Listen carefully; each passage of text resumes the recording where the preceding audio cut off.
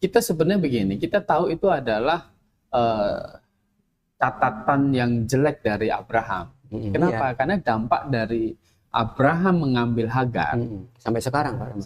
Sampai ada perselisihan terus, kan gitu. Ada permusuhan terus antara mereka. Gitu. Ya, Hagar akhirnya diusir kan? Gitu. Karena Hagar setelah melahirkan Ismail itu istilahnya seperti juragan kepada Sarah, gitu kan? Padahal dia budaknya, hambanya kan gitu. Gitu.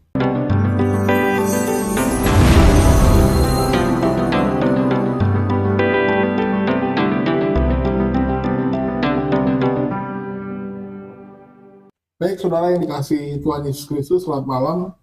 Masih bersama dengan kami di acara podcast Kebenaran.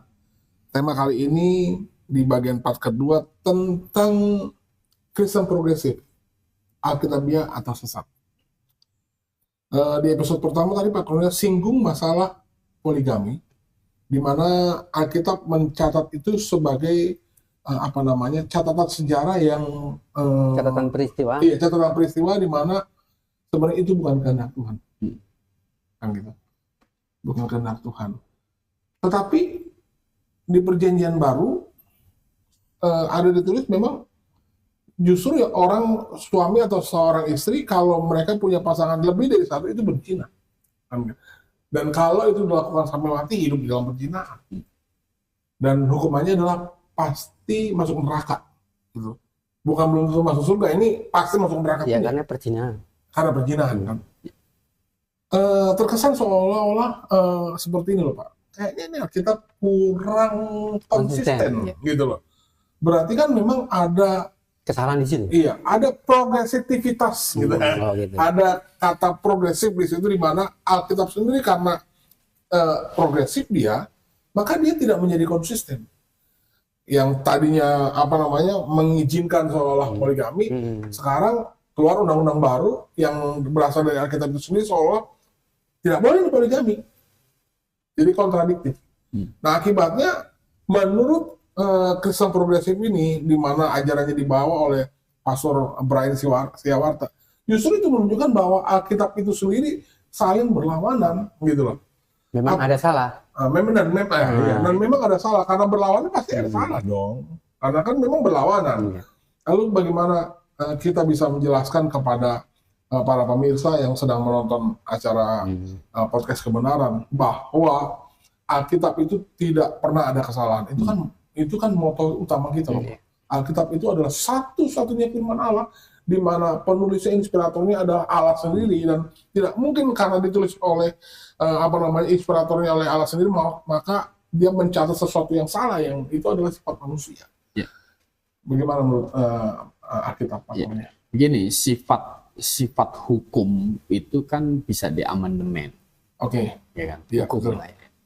Nah, kalau hukum itu diamandemen berarti sudah berhenti masa berlakunya, kan begitu. Hukum yang lama berhenti. Jadi hukum yang baru diamandemen oleh undang-undang yang baru. Diamandemen oleh undang-undang yang baru. Nah, begini. Jadi kita perjanjian lama itu hukum-hukumnya itu adalah mengatur untuk bangsa Israel secara bangsa sebenarnya. Jadi di dalam hukum perjanjian lama itu juga adalah hukum sipilnya juga. Setelah bangsa Israel menerima hukum Taurat. Iya. Tapi sebelumnya Pak? Bagaimana? Sebelum Taurat diturunkan?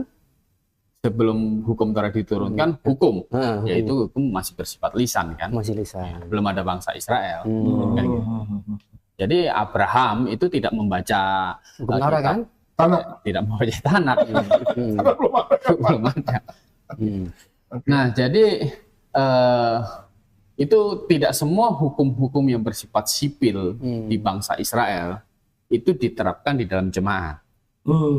Itu perlu diingat dulu ya Pak? Itu perlu diingat dulu. Jadi hukum sipil yang berlaku di bangsa Israel yaitu hukum Taurat tidak semuanya berlaku atau berlanjut kepada jemaat. Iya. Gitu.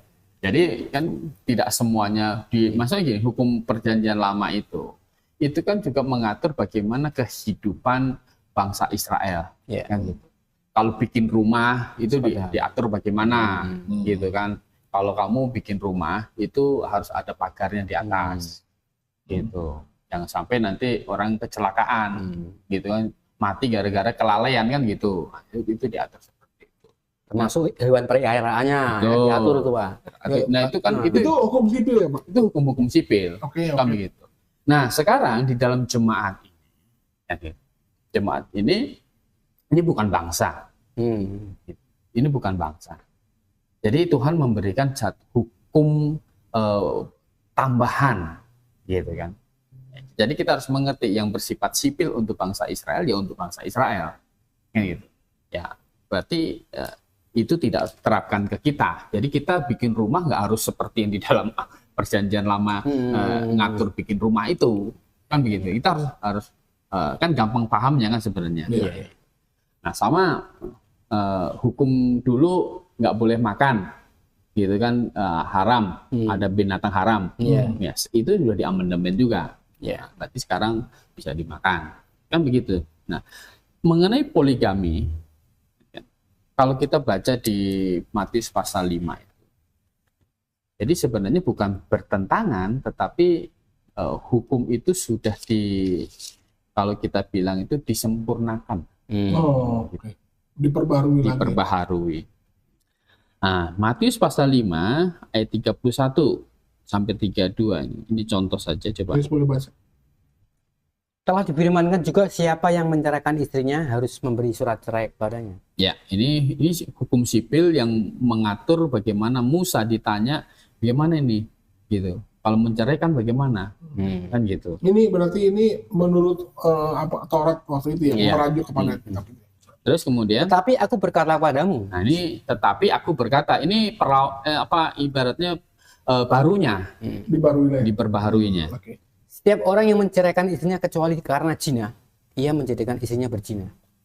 Dan siapa yang kawin dengan perempuan yang telah diceraikan, ia berbuat zina. Nah, berarti kalau kita membaca dua hukum ini, ya, berarti kita ikut yang mana? Yang terakhir dong, kan gitu. Jadi bukan dipertentangkan, tetapi adalah hukum yang terakhir. Ini menyempurnakan. Dan yang mengikat kita sekarang, mengikat jemaat, gitu. Ini tentang penceraian, Pak ya? Ya, mengikat jemaat adalah yang Tuhan Yesus katakan itu. Barang siapa, setiap orang yang menceraikan istrinya, kecuali karena zina. Jadi boleh bercerai. Perceraian diizinkan kalau terjadi perzinahan. Selain daripada itu katanya Pak, siapa yang kawin dengan perempuan yang diceraikan yang bukan karena zina, ia berbuat zina. Berarti moralnya naik ya Pak? Ya, moralnya naik. Gitu. Jadi ini hukum yang akhirnya mengikat kita, mengikat bagaimana jemaat Kristus ini hidup. Gitu. Tidak boleh ada di dalam jemaat lokal, begitu kan?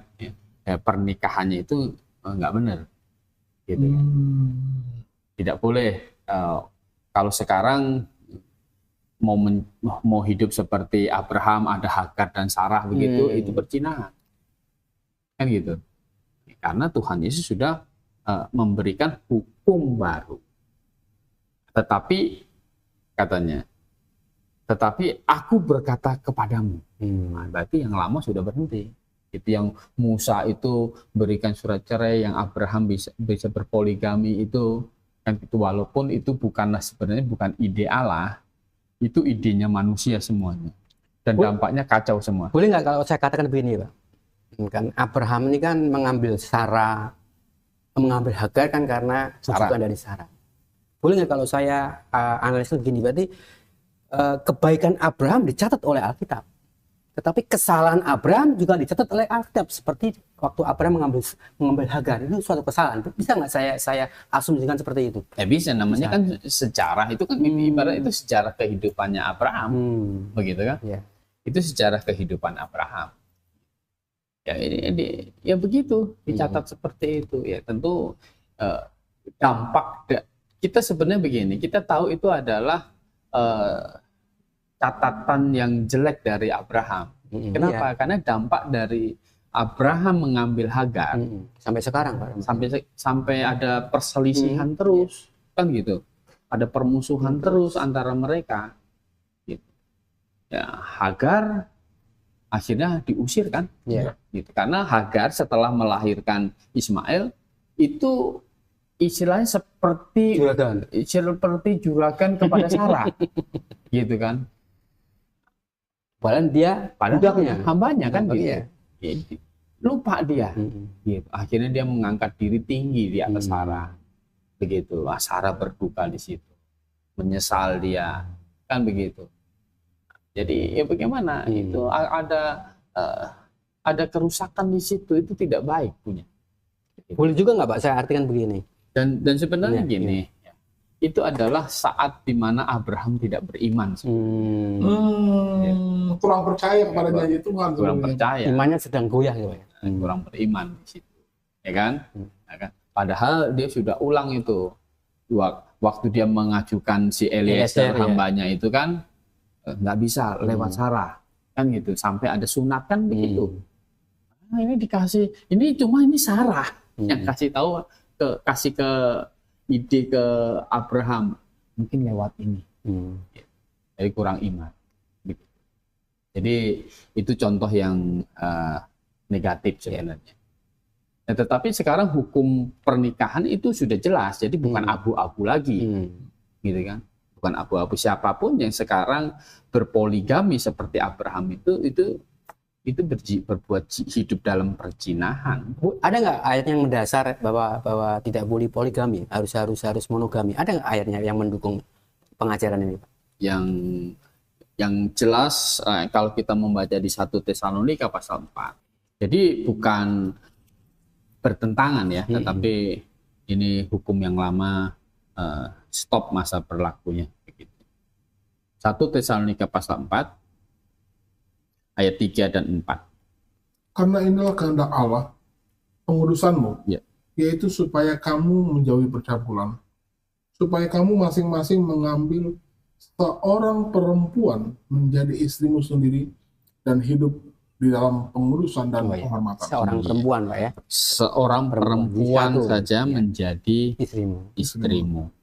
Tidak boleh ada 2 gitu. 3 atau bahkan 4 gitu, nggak bisa. Cuma boleh ada seorang istrimu sendiri. Ya, harusnya hukum inilah yang kita harus pegang sampai sekarang. Iya. Iya, mengikat kita. Ini kan aturan bagaimana jemaat. Jadi Rasul Paulus ini mengatur bagaimana jemaat di Tesalonika ini nggak boleh. Ini Pak. Dan ini mengikat kita semua. Ini pertanyaan yang paling mendasar. Apa yang menyebabkan, yang paling utama adalah, apa yang menyebabkan pewahyuan di dalam Alkitab itu harus bersifat progresif? Artinya, sehingga kan artinya akan ada, seperti tadi kan ada perubahan karya yang lebih baik di zaman perjanjian baru di dalam perjanjian lama sebelumnya gitu loh. Apa yang menyebabkan itu harus terjadi, Pak? Pewahyuan yang bersifat progresif ini. Ya, begini, kan pendekatan Tuhan kepada tiap zaman itu kan berbeda. Di dalam perjanjian lama itu juru selamat itu belum datang. Masih sama-sama, masih sama-sama ke depan disimbolkan, kan gitu. Jadi di Yesus Kristus yang dijanjikan untuk menyelamatkan manusia, mati di atas kayu salib untuk membereskan dosa manusia, ini masih dalam janji, kan gitu. Bangsa Israel ini dibentuk sebenarnya. Tujuan utamanya adalah karena Tuhan mau menurunkan juru selamat lewat bangsa Israel. Maka timbullah statement keselamatan itu datang dari bangsa Yahudi. Bukan bangsa Yahudi yang menyelamatkan, tapi datang juru selamat dari bangsa ini. Kenapa dari bangsa ini? Karena ciri-ciri juru selamat yang dijanjikan itu kan keturunan Abraham. Yang gitu. Lanjut lagi ke bawah ya Pak. Keturunan Abraham, lanjut lagi keturunan Daud. Daud. Ya kan? Nah, kalau anak Daud pasti anak Abraham kan gitu kan. Daud. Kan gitu. Jadi yang bukan orang keturunan Daudnya, kenapa Daud nih? Daud ini karena Yehuda kan. Yehuda, Daud kan jelas begitu. Karena Mesias yang dijanjikan itu juga akhirnya akan menjadi raja Israel. Oh, sekalian Bu ya. Gitu kan, Mesias kan jabatan yang diurapi. Ya. Jadi raja, imam, dan nabi sekaligus tiga-tiganya ini. Begitu. Jadi tidak mungkin dari bangsa lain juru selamat itu. Begitu. Tidak mungkin dari bangsa Jawa. Tidak mungkin. Tionghoa.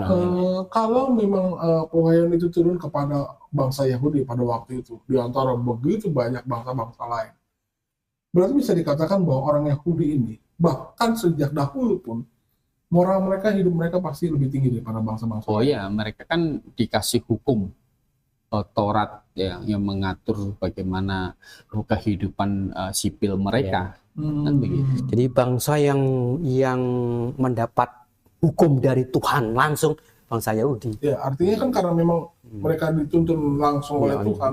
Kita bilang presidennya kan Tuhan langsung gitu ya Pak. Berarti seharusnya memang orang Yahudi ini moralnya lebih tinggi daripada bangsa-bangsa lain. Karena jadi gini, dan tadi kan kenapa progresif. Sekarang kita ini melihat bahwa Tuhan Yesus itu sudah datang, kan itu sudah datang, dan karena ditolak oleh orang Israel, maka jemaat lokal ini dibentuk yang menerima Yesus Kristus. Maka jemaat, nah kan katanya kan Yahudi, maka jemaat itu harus punya nilai moral lebih tinggi daripada orangnya. Ini kan diberi hukum yang lebih tinggi moralnya. Kita perjanjian baru itu seperti tampar pipi kiri dengan pipi kanan, Pak ya. Betul. Nah, maka di dalam jemaat itu masalah poligami itu tidak bisa sama sekali. Tidak ada ruang untuk poligami di dalam jemaat. Jangankan poligami, menceraikan aja juga ada aturannya. Ada aturan, kecuali karena kasus perzinahan sama maut, Pak ya. Luar biasa. Jadi ini yang harus diikutin. Ya, jangan kita menafsirkan Alkitab ya, lihat pakai sejarah perjanjian lama. Oh ya begitu, itu berarti harus diikuti. Kesalahan orang nggak boleh diikutin ya Pak. Seperti Daud berzina sama Batseba, jangan diikutin atuh. Sebetulnya Pak Riko, kalau kita mau jujur, yang namanya poligami itu yang sejati harusnya langsung apa tuh ambil istri yang banyak. Tapi kalau nunggu istrinya tua dulu itu bukan poligami itu. Sudah bosan sama istri yang tua, ambil yang muda. Ya, jadi bukan pertentangan. Ya. Jadi bukan pertentangan, hukum tidak boleh poligami ini bukan dipertentangkan perjanjian lama, tetapi ini adalah disempurnakan. Kalau kita bilang ya dulu di Musa boleh kasih surat cerai, gitu kan. Sekarang kita nggak bisa lagi. Gitu. Kita nggak seneng sama istri kita, ditahan sampai mati ya Pak. Iya. Itu luar biasa. Nggak bisa. Suami harus mengasihi istri. Istri harus tunduk sama suami. Perceraian hanya boleh karena perzinahan. Nah kalau udah berzina, misalnya pasangan kita berzina, berarti pasangan kita itu yang menceraikan kita. Oh, gitu. Otomatis itu ya Pak. Kita ini orang Kristen, ya kan, jemaat itu tidak boleh jadi pihak yang menceraikan. Gitu. Jadi kalau kita jadi pihak yang berzina, apalagi yang selingkuh kan gitu, wah kacau itu. Berarti poligami yang di perjanjian lama ini boleh nggak dikatakan bahwa poligami di perjanjian itu bukan perintah, bukan perintah, tapi dilakukan oleh Abraham suatu kesalahan. Cuman sanksinya belum ada. Ya, sanksinya belum. Oh iya betul. Iya. Karena belum dihukumkan kan. Kalau sanksinya udah ada kayak perjanjian baru atau Abraham nggak masuk surga? Oh iya. Jadi itu belum ada sanksinya. Ya. Malah waktu mereka minta raja, ya kan? Tuhan bilang itu raja itu punya hak khusus. Nanti anak-anakmu jadi istrinya raja. Bisa gitu. Mereka karena sangat pengen punya raja manusia. Padahal ngikutin tren gitu. Dan bangsa-bangsa sekelilingnya Pak. Mereka ikutin. Akhirnya apa? Ya kalau rajanya baik, jadi baik mereka. Kalau rajanya tidak takut akan Tuhan, jadi susah mereka. Ya, jadi bukan bertentangan, gitu kan. Jadi sudah selesai. Ya, kalau kita bicara tentang poligami ya jangan lihat lagi di perjanjian lama, gitu. Lihat hukum baru di kitab perjanjian baru yang maunya bagaimana sih Tuhan kepada jemaat. Gitu. Jadi jangan ada pikiran wah ada kesempatan nih kayak Abraham. Itu nggak bisa. Oke. Baik, terima kasih Pak Kurnia. Sebenarnya masih ada satu episode lagi yang dimana kita mau bahas tentang Kristen progresif ini. Cukup menarik memang karena ini lagi viral-viralnya Pak. Jadi lagi membaranya di tengah-tengah sosial media. Sehingga menurut saya penting sekali untuk memberikan edukasi kepada orang-orang yang terutama yang tidak mengerti tentang kebenaran. Kita berharap supaya mereka tidak disesatkan. Karena banyak ajaran-ajaran yang A, B, C, D, E, F segala macam, dan memang itu ditawarkan oleh banyak sekali orang-orang yang seperti mempromosikan kecap nomor 1 Pak, nggak ada kecap nomor 2 kan gitu kan.